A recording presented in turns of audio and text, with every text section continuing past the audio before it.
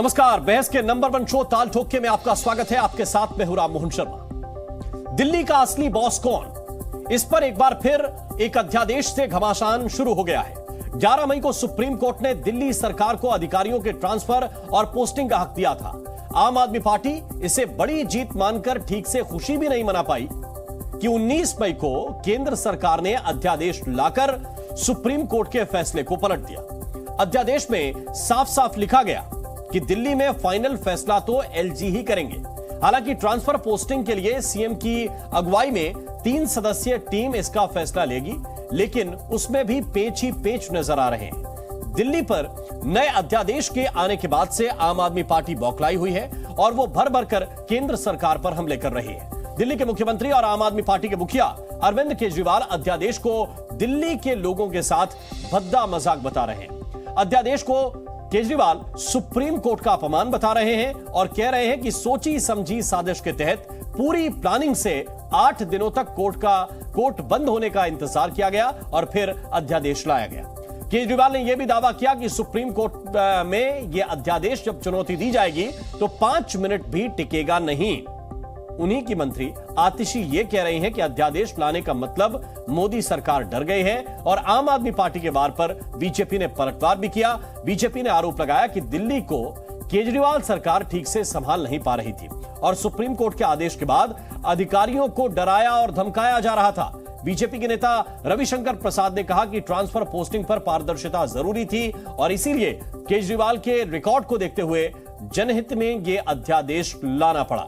सवाल यह उठता है कि क्या वाकई अध्यादेश जनहित में है या फिर जो केजरीवाल कह रहे हैं वो सही है। सवाल यह भी है कि क्या वाकई केजरीवाल ताकत का दुरुपयोग करने लगे थे या फिर आम आदमी पार्टी का वो दावा सही है कि केंद्र सरकार को केजरीवाल की बढ़ती ताकत का डर सता रहा है। ऐसे ही कई सवाल हैं जिन पर हम ठोकेंगे ताल, लेकिन उससे पहले एक रिपोर्ट आपको दिखाते हैं।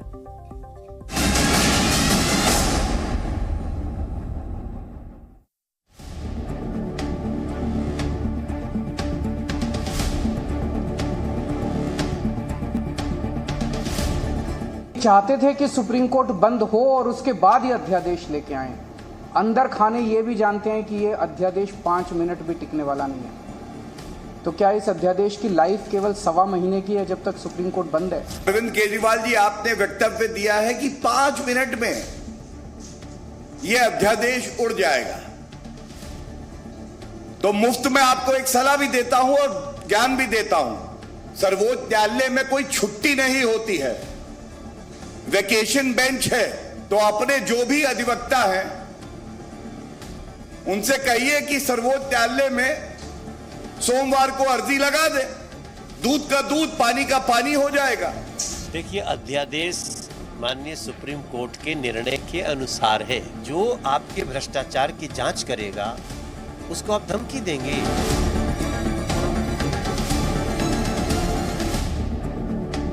एक काला अध्यादेश, एक तुगलकी अध्यादेश, एक ऐसा अध्यादेश जो माननीय सर्वोच्च न्यायालय के फैसले के खिलाफ है, जो भारत के संविधान के खिलाफ है। यहाँ सभी सिद्धांत जिनके आधार पर 2018 की खंडपीठ ने निर्णय दिया, सभी सिद्धांत जिनके आधार पर 2023 वाले ने निर्णय दिया, वो संवैधानिक है। आप ऑर्डिनेंस से कैसे बदल सकते हो?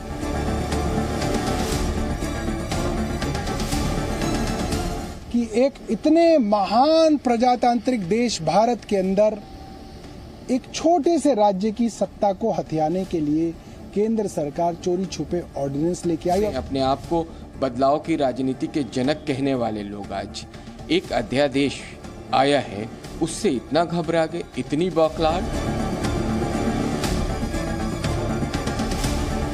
ये अध्यादेश गैर कानूनी है, गैर संवैधानिक है। इस अध्यादेश का हम विरोध करेंगे। सड़क से लेकर संसद तक, कोर्ट तक हम इसका विरोध करेंगे। इनको ये बताना चाहिए कि 11 मई से लेकर 19 मई के बीच में 8 दिनों में गुंडागर्दी, छिछोरापन, ये मवालीपन करने की क्या जरूरत है?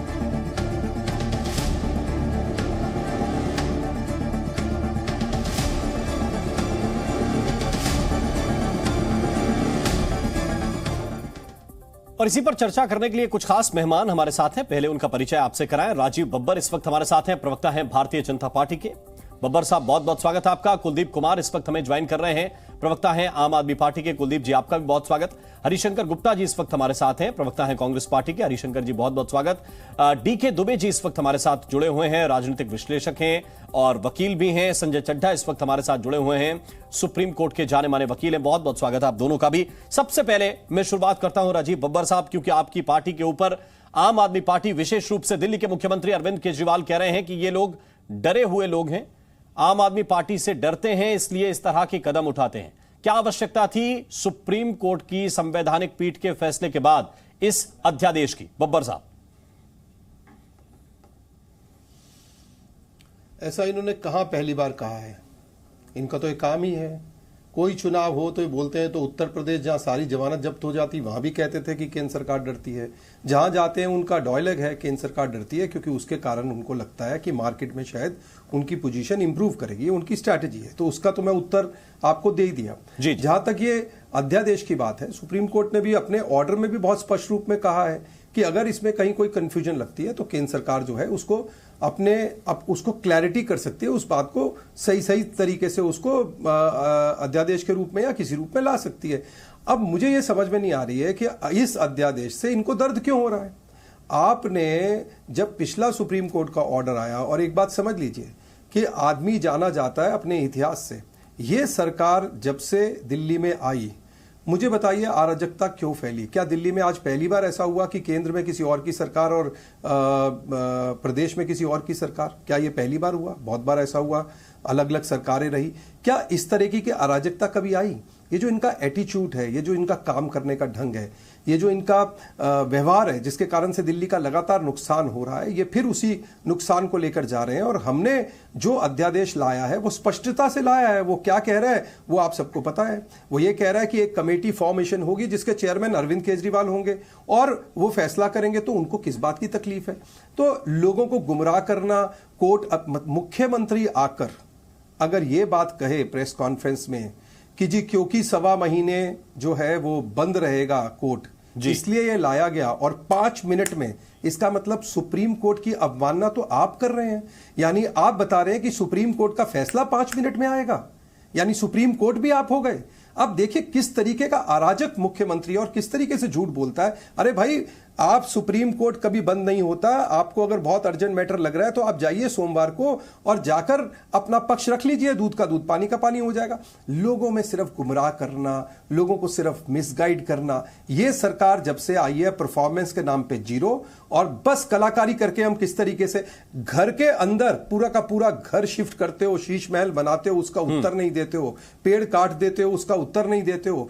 और जो व्यक्ति उस जांच को कर रहा है, यानी वो जो आईएएस ऑफिसर है राजशेखर 2010 बैच का, उसको आप जो एक्साइज की जांच कर रहा है, जो शीश महल की जांच कर रहा है, जो जल बोर्ड घोटाले की जांच कर रहा है, उसको अगले दिन आप ट्रांसफर करते हो और एक एनजीओ से कंप्लेंट लेते हो। ये क्या गुंडागर्दी आप दिल्ली में करना चाहते हो? और इसलिए अगर आप गुंडागर्दी करेंगे, दिल्ली समझिए, दिल्ली में कहां लिखा है? तो आप ये कह रहे हैं कि ये क्या दिल्ली में जब ये चुनाव अध्यादेश इसलिए लाए क्योंकि आम आदमी पार्टी की सरकार गुंडागर्दी करने लगी थी सुप्रीम कोर्ट के ऑर्डर के बाद, अपने मन से ट्रांसफर पोस्टिंग, ऐसे अफसरों की जो करप्शन की जांच कर रहे हैं उनकी ट्रांसफर पोस्टिंग की जाने लगी थी, इसलिए आप लोग अध्यादेश लाए?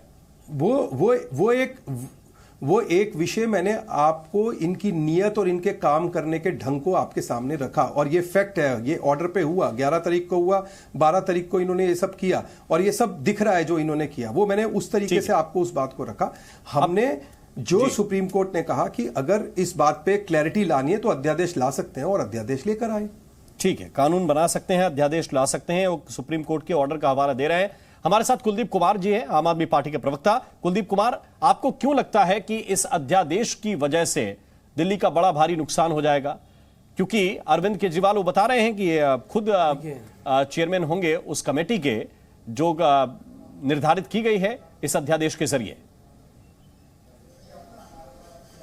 देखिए राम जी, दिल्ली के अंदर 2015 में दिल्ली के लोगों ने एक सरकार चुनी, जिस सरकार को दिल्ली के 2 करोड़ लोगों ने चुना, और सबसे ज़्यादा बहुमत की अरविंद केजरीवाल जी की सरकार, जिसके दिल्ली में 70 में से 67 विधायक चुन के आए। उस सरकार के सारे अधिकार इन्होंने 2015 में छीन लिए, क्योंकि उनको डर था कि अरविंद केजरीवाल जी अच्छा काम करेंगे, जनता के लिए काम करते हैं, जनता के बीच में बहुत लोकप्रिय हैं। 2015 की वो लड़ाई चलकर 2023 तक आई और 2023 में 5 बेंचों की कॉन्स्टिट्यूशन संवैधानिक पीठ ने ये फैसला दिया कि दिल्ली में लॉ एंड ऑर्डर और लैंड को छोड़कर, लॉ एंड ऑर्डर, लैंड और सर्विस को छोड़ के, लैंड को छोड़ के 3 मसले छोड़कर सारे के सारे जो हैं वो दिल्ली सरकार के पास होंगे।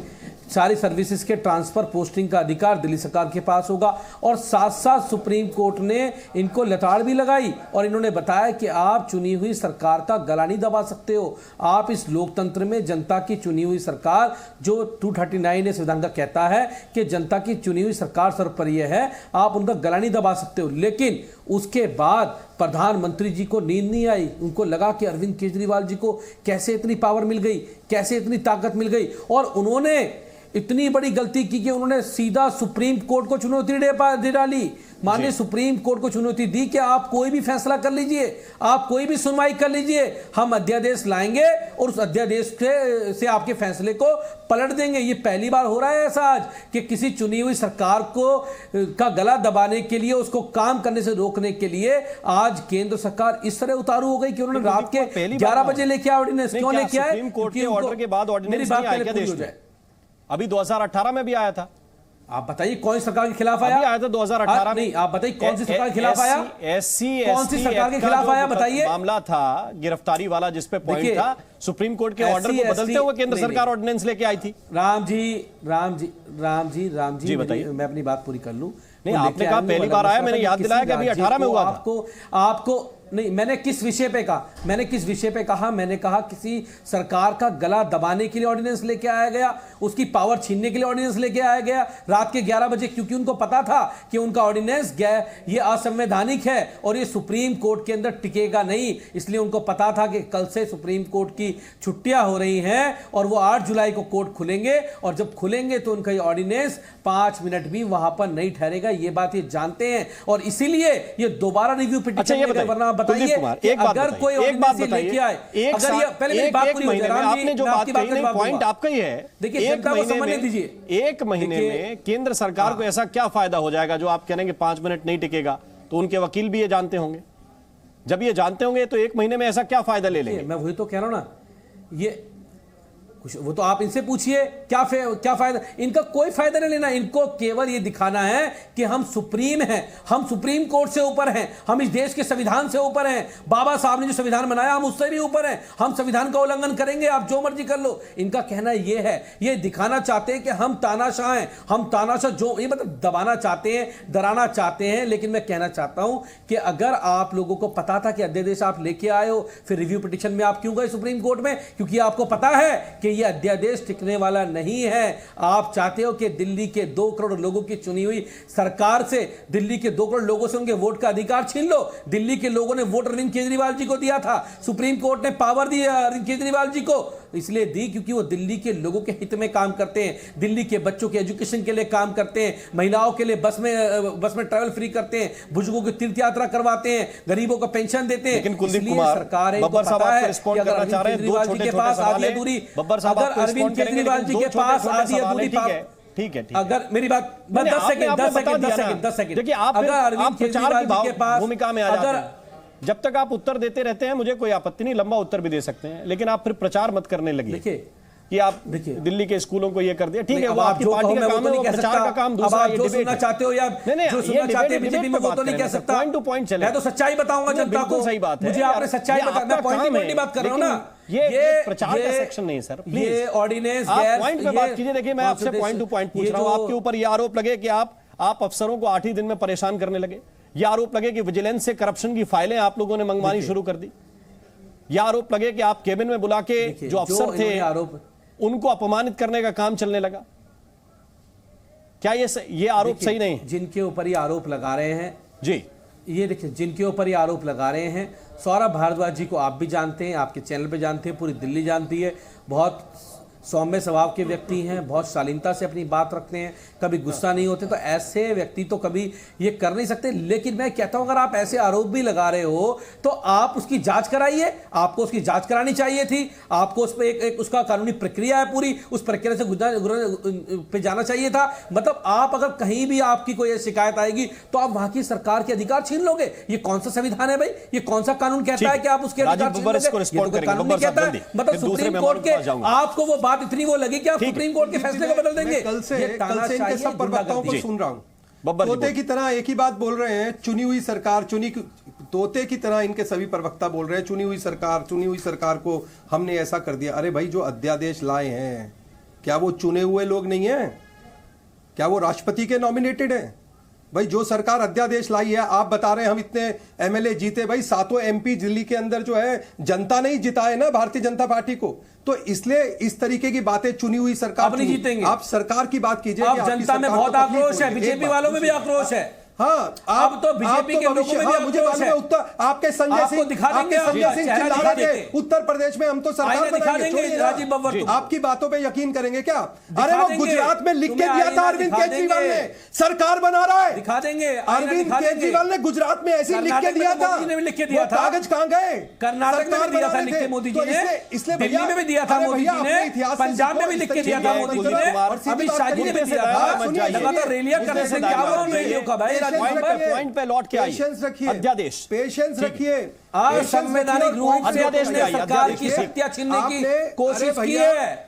ये समझ लीजिए राजीव बब्बर, दिल्ली के 2 करोड़ लोग तुमको माफ नहीं करेंगे। आज पूरा देश देख रहा है कि जिस ढंग से तुम सरकार चला रहे हो ना, देश के अंदर तानाशाही गुंडागर्दी से ये देश देख रहा है। तुम देश तुम्हें जवाब देगा तुम्हारी बातों का। तुम मत इसको अनाउंस करो जनता की। हाँ, तो जनता की तुम्हारी बातों को जवाब देगा। आप चिंता मत करो, आपकी बात नहीं सुनेंगे। अरे सुप्रीम कोर्ट को नहीं मानोगे, देश के संविधान को नहीं मानोगे, तुम तानाशाह हो गए, हिटलर हो भाई। ठीक है राजीव बब्बर और कुलदीप कुमार जी, मुझे थोड़ा सा आगे बढ़ना पड़ेगा। 3 और मेहमान है, मैं एक प्रतिक्रिया उनकी जरूर लूंगा। हरिशंकर गुप्ता, इस पर आप क्या कहते हैं?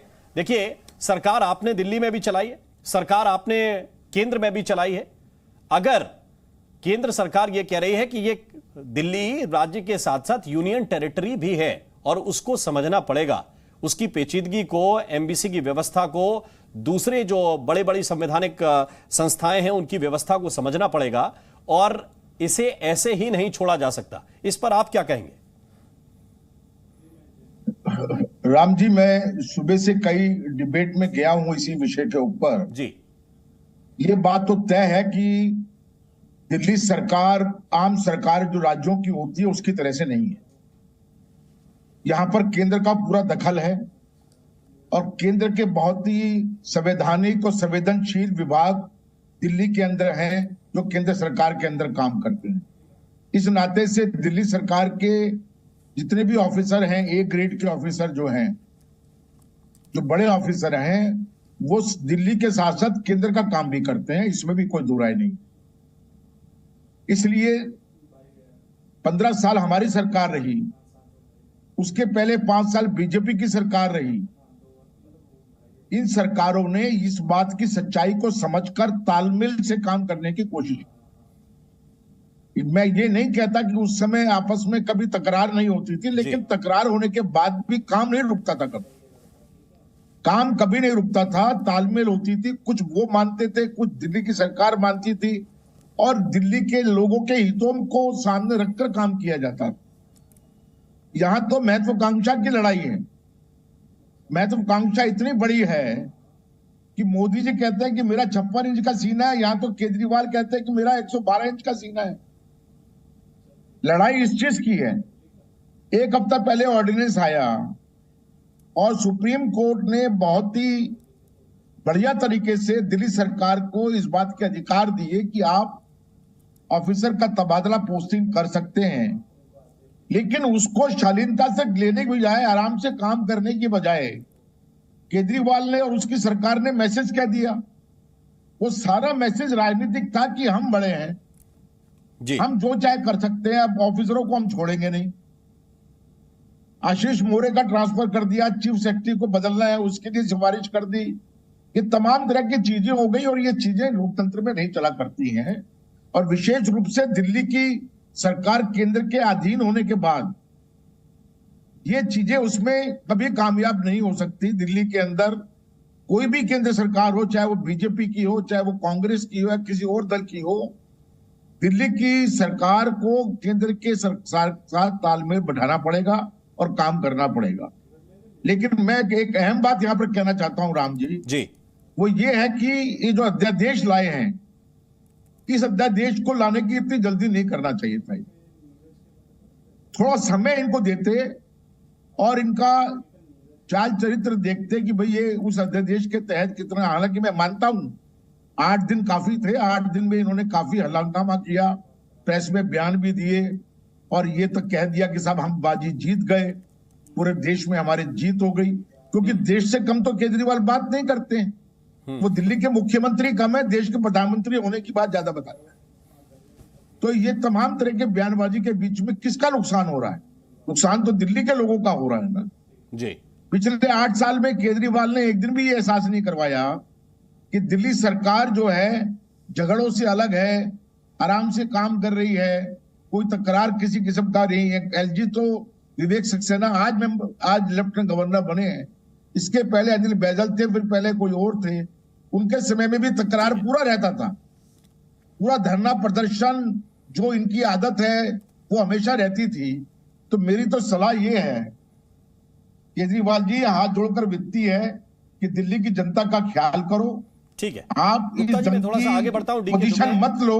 आपने तकरार बढ़े कही है और विपक्ष में चूंकि आप हैं दिल्ली में और केंद्र में भी विपक्ष में हैं, तो आपने दोनों ही राजनीतिक दलों के सामने एक बैलेंस बात रखी है।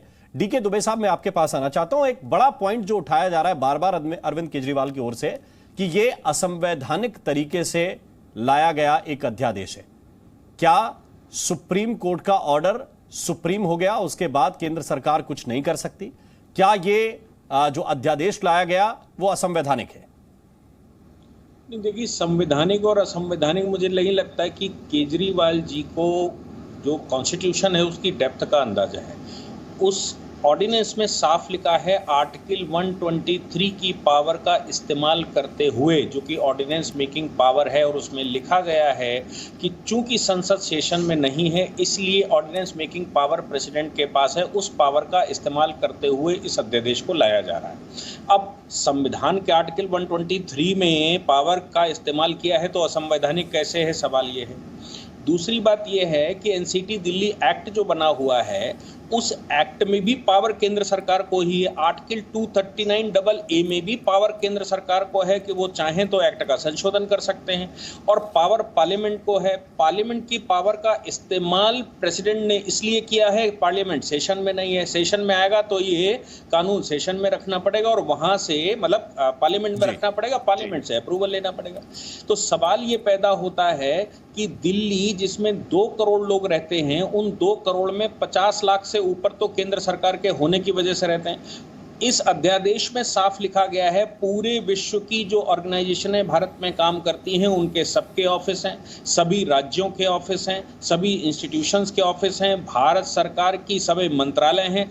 इसलिए ये बहुत सेंसिटिव मैटर है और ये यूनियन टेरिटरी है। आप देखिए, मुझे बताइए कि राज्य शब्द कहीं दिल्ली के किसी एक्ट में इस्तेमाल हुआ है क्या? यूनियन टेरिटरी इस्तेमाल हुआ है, NCT Delhi, national capital territory of Delhi. अब ये जो नेशनल कैपिटल टेरिटरी जिसको आप कह रहे हैं, ये क्या है? नेशनल कैपिटल में कौन बैठा है? तो नेशनल कैपिटल में तो केंद्र सरकार बैठी है, तो नेशनल कैपिटल टेरिटरी है, यानी कि केंद्र की ये टेरिटरी है। उन्होंने कहा कि 1991 में ये अनुभव आया कि जो वहां के रहने वाले लोगों की लोकल प्रॉब्लम्स हैं उनका लेजिस्लेशन बनाया जाए, तो इसलिए लेजिस्लेटिव पावर के साथ वहां पर ये असेंबली बनाई गई है। तो मैं समझता हूं ये कंफ्यूजन इसलिए हो रहा है क्योंकि नेशनल कैपिटल टेरिटरी का जो एडवाइजर था उसको आपने चीफ मिनिस्टर कह दिया। चीफ मिनिस्टर कहने की वजह से उनने अपने आप को इक्वेट कर लिया उत्तर प्रदेश के चीफ मिनिस्टर से या बगल के बड़े चीफ मिनिस्टर से। तो उनको ये लगता है कि सारी पावर्स जो चीफ मिनिस्टर के पास होनी चाहिए वो मेरे पास है, भले ही नेशनल कैपिटल ये भारत सरकार की हो, केंद्र सरकार की हो। तो मुझे लगता है कि वो मिस नॉमिनर की वजह से ये सारा कंफ्यूजन है। जबकि सरकार को लेजिस्लेशन पास करने का अधिकार है कि भाई हमें ये काम करवाना है, उसके अलावा वहां अधिकार नहीं। अब मुझे बताइए 1990, ये बाबा साहब की बात कर रहे थे कुलदीप जी, बाबा साहब के संविधान में तो नेशनल कैपिटल टेरिटरी की सरकार ही नहीं है, वो तो सरकार ही 1991 में आई, तो कौन से बाबा साहब के संविधान की बात कर रहे हैं? ये तो सुविधा के अनुसार जो आवश्यकता महसूस हुई, उस आवश्यकता को ध्यान में रखते हुए कि लोकल इश्यूज कैसे सॉल्व होंगे, उसको बनाया गया था। लेकिन अब उसका मैं चड्ढा साहब के पास आता हूं एक और प्रश्न के साथ। चड्ढा साहब इस पे एड ऑन भी कर सकते हैं, लेकिन सर मुझे एक बात बताइए, क्योंकि दिल्ली के मुख्यमंत्री ने यह कहा कि सुप्रीम कोर्ट की चूंकि छुट्टी हो गई, और जब छुट्टी हो गई तो इसीलिए ये 8 दिन का वेट कर रहे थे कि जब तक छुट्टी ना हो जाए तब तक हम ये अध्यादेश ना लाएं, क्योंकि ये 5 मिनट भी टिकने वाला नहीं है सुप्रीम कोर्ट के अंदर। बीजेपी कह रही है कि वेकेशन बेंच भी है, उसमें भी आप जा सकते हैं। क्या प्रावधान है? क्या ये बिल्कुल ऐसा हो गया कि नहीं, सुप्रीम कोर्ट अभी जा ही नहीं सकते एक सवा महीने तक? देखिए, किसी भी विषय पे अगर कोई शीघ्रता हो, कहीं पे बड़ी तेजी से आपने निर्णय लेना हो, तो आप इसीलिए वेकेशन बेंच बिठाया जाता है, आप निश्चित तौर पे जा सकते हैं। मैं कुछ एक चीज डीके दुबे के एडिशन करना चाहूंगा। उन्होंने बड़ी परिपक्वता से कहा कि ये जो है ये असंवैधानिक कार्य नहीं है। असंवैधानिक कार्य बिल्कुल नहीं है। ये 123 की परिसीमा में, आर्टिकल 123 में जो दिए हुए पावर है उसके तहत किया गया है। लेकिन 2-3 चीजें बहुत अहम हैं, जैसा कि 2018 का निर्णय था, 2023 का निर्णय था, उन निर्णयों में जो बातें कही गई हैं उनका विरोधाभास है इसमें।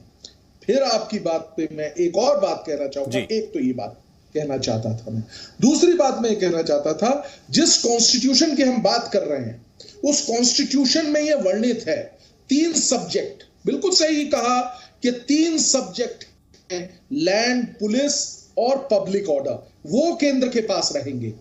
ये बात निहित हुई इन दोनों जजमेंट्स के जरिए कि transfer posting of civil servants, उसमें चाहे वो डेनिक्स हो चाहे तमाम जो भी हो, उन सब ट्रांसफर पोस्टिंग की बात 2023 के जजमेंट में स्पष्ट रूप से कहा कि ये नहीं करना है, और एलजी को जैसा कॉन्स्टिट्यूशन में दिया गया है उस चीज को फॉलो करना है, अर्थात on the aid and advice of the cabinet. Cabinet कौन है? आपके द्वारा कॉन्स्टिट्यूशन में ही प्रोवाइड किया गया है केजरीवाल की सरकार। अब साथ ही साथ मैंने अपने प्रारंभिक उद्घोषण में, प्रारंभिक बात जब मैं कर रहा था, मैंने कहा था कि ये किसी भी तरीके से गलत नहीं है। ऐसे बहुत उदाहरण है हमारे कि जब क्या कहते हैं कि सुप्रीम कोर्ट का कोई निर्णय हो, उस निर्णय को बदलने के लिए केंद्र सरकार, अगर संसद नहीं है तो ऑर्डिनेंस के जरिए आ सकती है, और तो ऐसे कई उदाहरण हैं।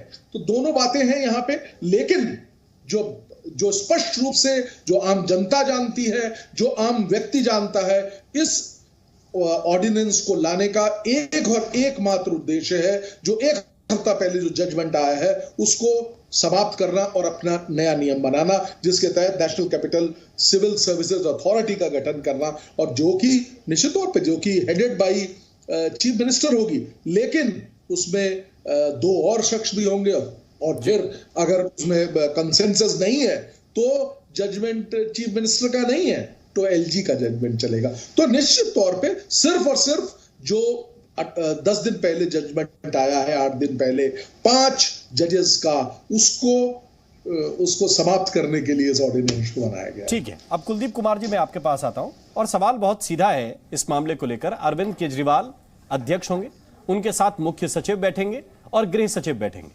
3 सदस्य होंगे, ये आपस में तय कर लें। इनके बीच में सहमति बन गई तो फैसला आपका है। अब आप ही लोग कहते हैं कि लोकतंत्र से देश चलना चाहिए, मुख्य सचिव भी आपको तालमेल बनाना है उनके साथ। 2 लोग तो आपके साथ हो गए, गृह सचिव आपको लगे केंद्र सरकार चला रही है तो ठीक है, देखिए अब तालमेल बिठा लीजिए अफसरों के साथ, तो एलजी तक जानी नहीं है बात।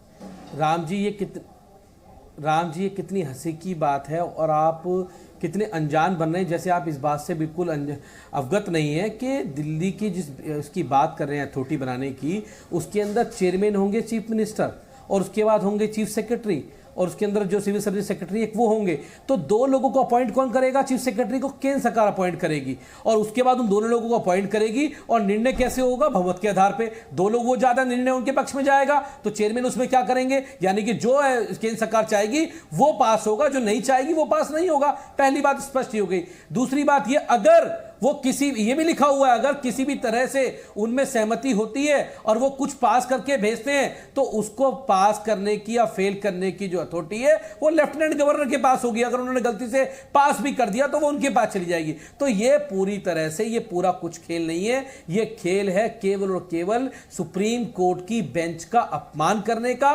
सुप्रीम कोर्ट को ये दिखाने का कि सबसे ऊपर हम लोग हैं, केंद्र सरकार है, मोदी सबसे ऊपर है, ये दिखाने की बात है और इसमें और कुछ मुझे इसमें ज्यादा नजर नहीं आया। दूसरी बात एक और आपने कही, देखिए सुप्रीम कोर्ट को क्लियर पता था, इसलिए उन्होंने पैराग्राफ 160 में स्पष्ट तौर पे कह दिया है कि any expansion of the power of the Union of India is this country to the constitution scheme of governance। क्योंकि उनको ये पता था, इसका मतलब ये हो कि उन्हें शक था कि कहीं ना कहीं केंद्र सरकार इस तरह से चुनी सरकार का गला घोटने का काम करेगी, इसलिए सुप्रीम कोर्ट ने उनका ये रास्ता भी बंद कर दिया। और इस बात से ये भली भांति जानते हैं इस बात को। और मुझे समझ में नहीं आता प्रधानमंत्री जी आखिर अरविंद केजरीवाल से डरते क्यों है? एक छोटा सा राज्य, अगर भारत के नक्शे पे देखोगे तो मुश्किल दिखाई देता है, उस छोटे से राज्य की सरकार को, मुख्यमंत्री को गिराने के लिए इतनी बड़ी साजिश करी जा रही है। मतलब क्या दिल्ली के 2 करोड़ लोगों के साथ क्या अपमान नहीं है उन 2 करोड़ लोगों का जिन्होंने वोट दिया था इस चुनी हुई सरकार को? तो आज ये दिल्ली के लोग, ये तो आप कह रहे हैं कि नक्शे पे ढूंढिए तो बड़ी मुश्किल से दिखाई देता है। पार्टी के लोग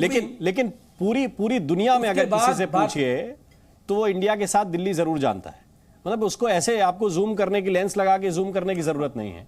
उसकी प्रतिष्ठा और ताकत को आप समझिए कि आप दिल्ली में बैठे हैं, लेकिन ये दिल्ली की प्रतिष्ठा और ताकत पूरे विश्व में राजधानी के नाम से जानी जाती है। छोटी सी, मैं वापस आ रहा हूं आपके पास। हमारे साथ राजीव बब्बर हैं। राजीव बब्बर साहब, कुलदीप जी जिस बात को लेकर बहुत फोकस होकर कह रहे हैं कि आपने 2 अधिकारी ऐसे रख दिए जो केंद्र सरकार अपॉइंट करती है, तो फिर आप ये बार बार क्यों कह रहे हैं कि चेयरमैन अरविंद केजरीवाल होंगे? ये तो दिखावे की बात हो गई। देखिए, लोकतंत्र में शेयरिंग ऑफ पावर ये संविधान में दिया है सिस्टम। अब आप देखिए, इनको शायद जानकारी नहीं होगी, हमारे देश में सीबीआई चीफ कैसे अपॉइंट होता है? प्रधानमंत्री होते हैं उस कमेटी में चीफ जस्टिस होते हैं, उसमें एलओपी भी होता है और 2:1 के बेसिस पे वो चीफ जो है सीबीआई चीफ जो है वो चुना जाता है और सब देखते हैं कि होता है। तो क्या है, इन लोगों को अराजकता फैलाने की आदत है। आप देखिए 11, आप इनकी मंशा देखिए, 11 तारीख को सुप्रीम कोर्ट का ऑर्डर आता है।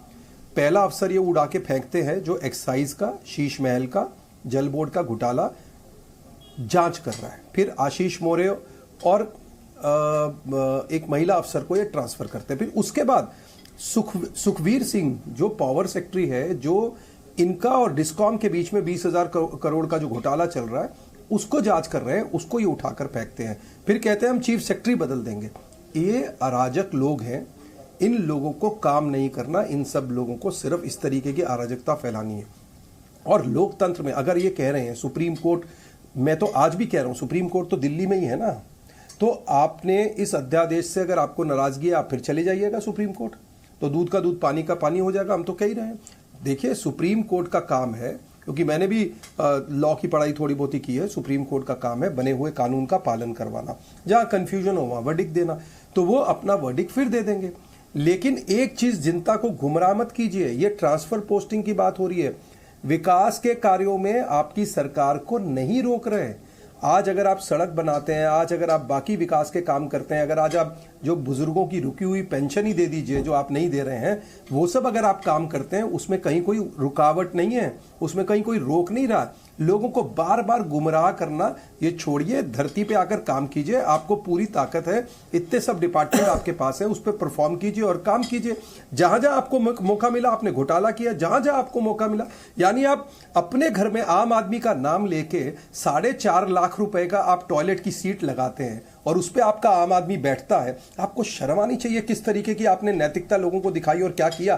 तो ये जो सरकार घपला करने वाली सरकार है, वो अगर आके ज्ञान बांटेगी तो शायद मुझे लगता है लोगों को समझ नहीं आएगा। और हमने, इन लोगों ने, जब कोर्ट का ऑर्डर इनके खिलाफ आया तो अरविंद केजरीवाल ने प्रेस कॉन्फ्रेंस में कहा कि कोर्ट का फैसला दुर्भाग्यपूर्ण है। जब सुप्रीम कोर्ट का फैसला 11 तारीख को में आया, भारतीय जनता पार्टी के हर आदमी ने कहा कि हम कोर्ट के फैसले का सम्मान करते हैं। हम आज भी कह रहे हैं, हम सुप्रीम कोर्ट के फैसले का सम्मान करते थे, करते हैं, करते रहेंगे, लेकिन दिल्ली को आपके हाथों में बिकने नहीं देंगे। आप इस तरीके की अराजकता करेंगे और गुंडागर्दी करेंगे, बेईमानी करेंगे, शराब घोटाला करेंगे, आपके मंत्रियों को जमानत नहीं मिल रही, आपको शर्म नहीं आती? आप तो कह रहे थे उनको भारत रत्न देना, उनको जमानत नहीं मिल रही है, और इसी कोर्ट से जिसका आप गुण गा रहे हैं वही नहीं दे रहा जमानत। हमने नहीं, भारतीय जनता पार्टी ने नहीं रोकी उनकी जमानत, कोर्ट नहीं, जिसका आप इतना बड़ा बखान कर रहे हैं वही जमानत नहीं दे रहा। तो भ्रष्ट लोग इस तरीके की बात करते हैं तो शोभा नहीं देता। कानून में हम विश्वास करते हैं और हमेशा सम्मान करते रहेंगे।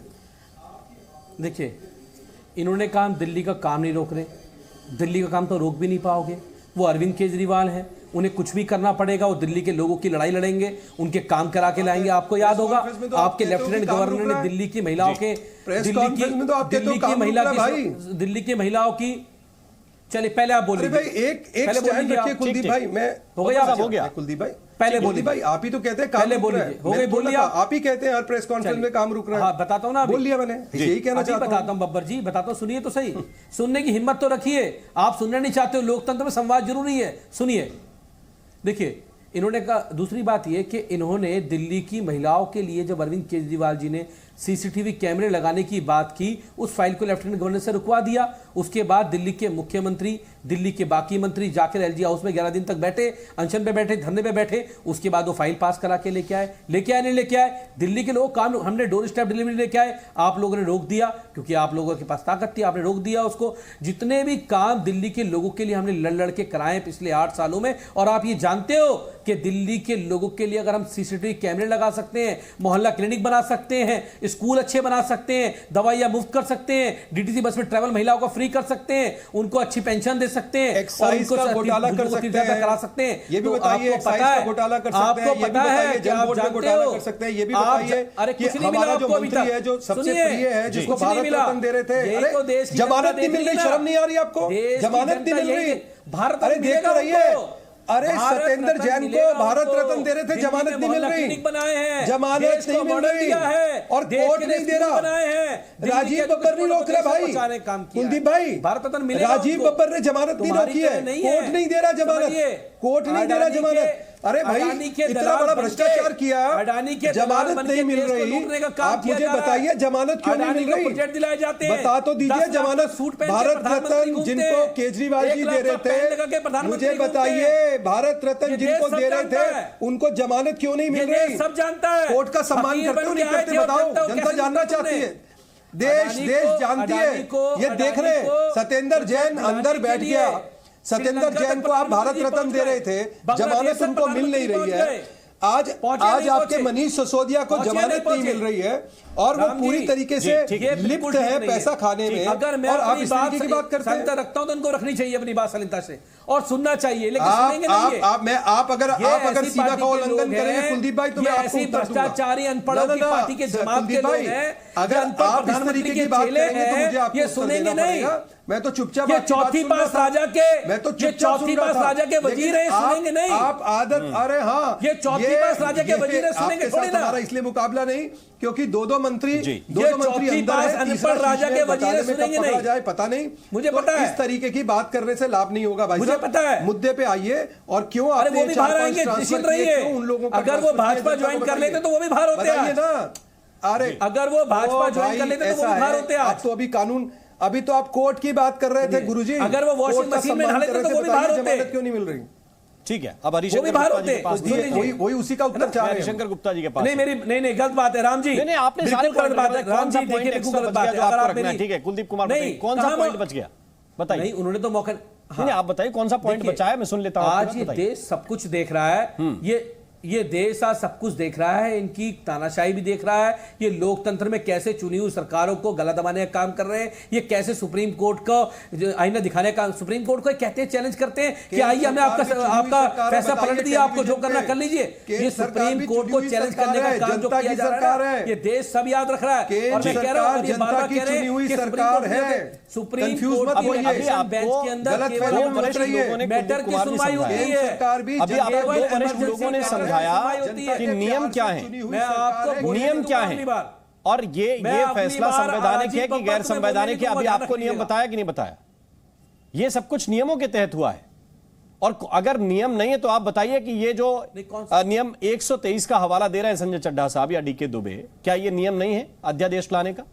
मैंने तो कहा, अगर तो फिर संवैधानिक है। मैंने तो स्पष्ट आपको बताया कि सुप्रीम कोर्ट ने क्लियर कह दिया था, सुप्रीम कोर्ट को पहले ही पता था ये करेंगे ऐसा, उन्होंने क्लियर कह दिया था कि आप कोई कानून तो बना सकते हो लेकिन किसी सरकार की शक्तियां नहीं छीन सकते हो, किसी सरकार को कमजोर नहीं कर सकते हो। आपने कानून बनाना था, कानून जो मर्जी, लेकिन आप सरकार की शक्तियां कैसे छीन सकते हो? एक चुनी हुई सरकार का आप कैसे उसकी शक्तियां ले लोगे? माने सुप्रीम कोर्ट, सर्वोच्च न्यायालय की संवैधानिक पीठ ने जो फैसला दिया था, आप उसको ऑर्डिनेंस लाके पलट दोगे? अभी आने दीजिए, 8 जुलाई आ गई है, उसमें जाएंगे और इनको देखेगा, तभी तो रिव्यू पिटीशन में गए ना ये। अगर ये अध्यादेश ठीक था तो क्यों गए रिव्यू पिटीशन में? बताया राजीव बब्बर मुझे।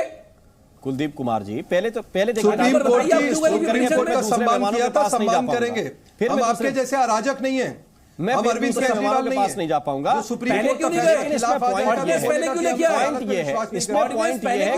सुप्रीम कोर्ट के अंदर रिव्यू का अधिकार है तो इसका इस्तेमाल कर रही है केंद्र। अगर अध्यादेश लाने का अधिकार केंद्र के पास है तो वो ला रहे हैं। अभी इसको लोकसभा में भी ले जाएंगे, राज्यसभा में ले जाना पड़ेगा, वहां से जब तक पास नहीं होगा तो अध्यादेश खुद ब खुद एक समय सीमा के बाद खत्म हो जाता है। नहीं, एक समय सीमा के बाद अध्यादेश खुद खत्म हो जाता है। कानूनी वैधता कराने के लिए उसको सदन में ले जाना पड़ेगा, और वो भी फिर संवैधानिक व्यवस्था के तहत ही चलता है। अच्छा, इन सब के बीच आपके पास ये भी अधिकार है कि आप वेकेशन बेंच में जाकर रिव्यू लगा सकते हैं।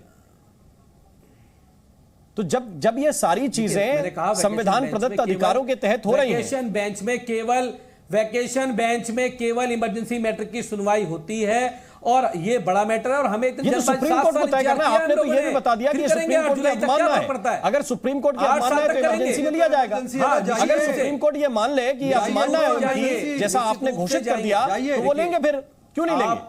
नहीं, आपने तो घोषित कर दिया कि सुप्रीम कोर्ट की अवमानना हो गई। पूछा कि अगर किसी कानून को अध्यादेश लाकर खत्म कर दिया, अमेंडमेंट कर दिया, फैसला करेगा तो भैया करिए, जाइए बाद में सोमवार को जाइए।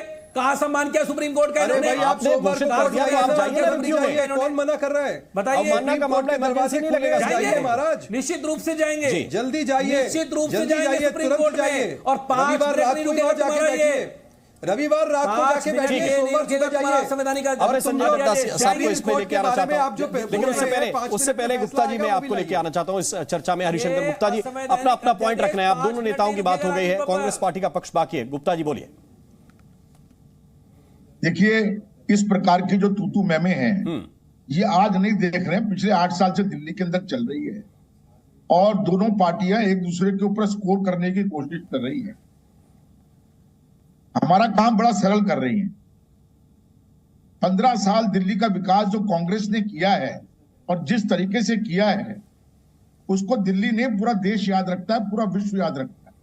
जितने भी प्रवक्ता यहाँ पर बैठे हुए हैं, चाहे किसी पार्टी का हो, विशेषज्ञ हो, वकील हो, इस बात को मानेंगे कि शीला दीक्षित जी ने दिल्ली के विकास में कोई कसर नहीं छोड़ी।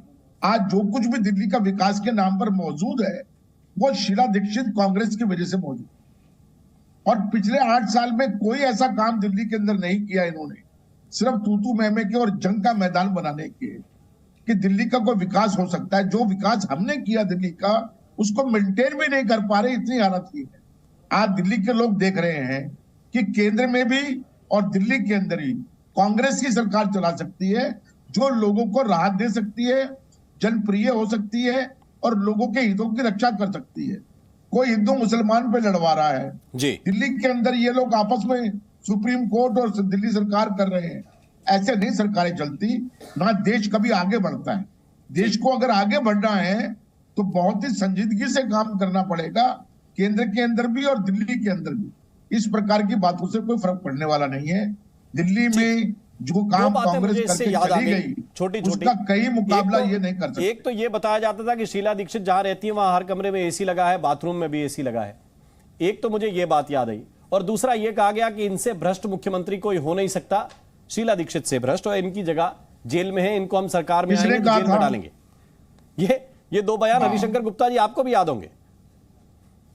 मुझे याद है, स्कूटरों के पीछे लिखवाते थे कि बेईमान कौन, शीला दीक्षित, बेईमान कौन, शीला दीक्षित।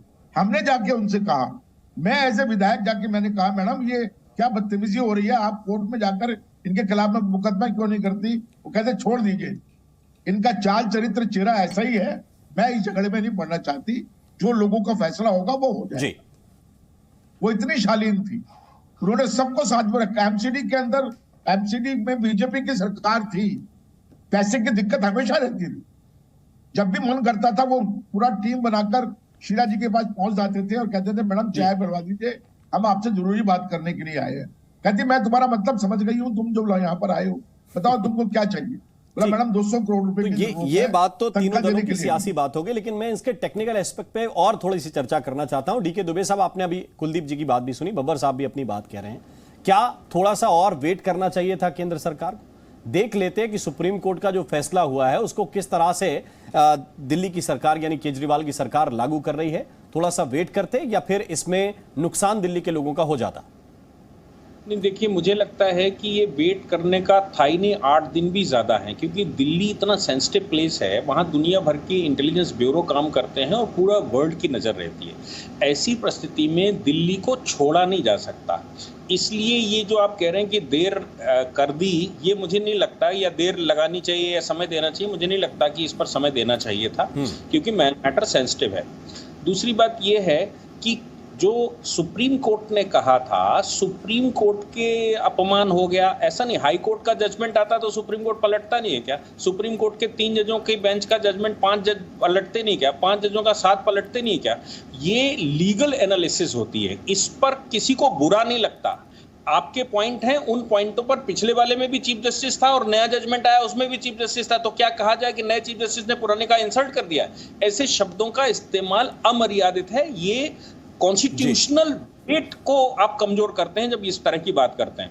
लेकिन बात यहां पर आती है, जो ऑर्डिनेंस में लिखा है, उन्होंने लिखा है because the Supreme Court decided, because there was the gap, यानी कि यहां पर गैप था और जो चीज नहीं लिखी गई थी, इस वजह से सुप्रीम कोर्ट को पावर्स के डिस्ट्रीब्यूशन का इंटरप्रिटेशन करना पड़ा। हम उस बात को इस एक्ट में संशोधन करके क्लियर करे दे रहे हैं कि पावर का डिमार्केशन कैसा होगा और पावर का डिस्ट्रीब्यूशन कैसा होगा। अब वो डिस्ट्रीब्यूशन जो हुआ है, ये कह रहे हैं कि वैकेशनल बेंच है। अरे भाई आप जाइए स्टे करवा दीजिए, इस ऑर्डिनेंस को स्टे कर देंगे, पुराना वाला जजमेंट लागू हो जाएगा अपने आप, बाकी कॉन्स्टिट्यूशनल बेंच उसकी कॉन्स्टिट्यूशनल वैलिडिटी देखेगी। आप कर सकते हैं, लेकिन आप जाएं तो पहले वहां। जी बिल्कुल। संजय चड्ढा साहब, आप इस पे क्या कहेंगे? क्या ये लीगल मुद्दा है? और जैसे कहा कि छोटे कोर्ट का फैसला बड़े कोर्ट में बदल जाए, तो वो छोटे कोर्ट का अपमान नहीं है, क्योंकि उसमें लीगल पॉइंट ऐड हो गए, इसलिए उस अदालत ने, माननीय अदालत ने अपने विवेक के आधार पर फैसला दिया। अब जब ये ऑर्डिनेंस आया है, तो ऑर्डिनेंस में जो पॉइंट हैं, अगर लगता है कि वो गैर संवैधानिक हैं, असंवैधानिक हैं, तो उसको चैलेंज किया जा सकता है। चड्ढा साहब, आपने राम मोहन जी बिल्कुल सही कहा, और ये बात बहुत मैं बड़े आदर के साथ कह रहा हूं कि आर्टिकल 123 में ये पावर निहित है केंद्र सरकार के पास, तो किसी भी प्रकार का कोई इसमें विरोधाभास होने का प्रश्न ही नहीं है। नंबर 1। नंबर 2 बात जो सबसे अहम है, जिस बात पे सारी बात आज आम आदमी पार्टी हार्प कर रही है, वो क्या बात है? वो कह रहे हैं कि जब 5 बेंच के जजेस ने कहा है, उसका आपने एकदम पलट कर दिया। देखिए, इसका सॉल्यूशन सिर्फ एक ही है, वो ये है कि आम आदमी पार्टी को, वहां के लोगों को, जो भी उनके लीगल वो हैं, उनको इस केस को रिप्रेजेंट करना चाहिए और बिल्कुल यकीनी तौर पर रिप्रेजेंट करना चाहिए। समय सर इतना ही है। बहुत बहुत शुक्रिया आप सभी मेहमानों का हमारे साथ इस चर्चा में जुड़ने के लिए। जी न्यूज़।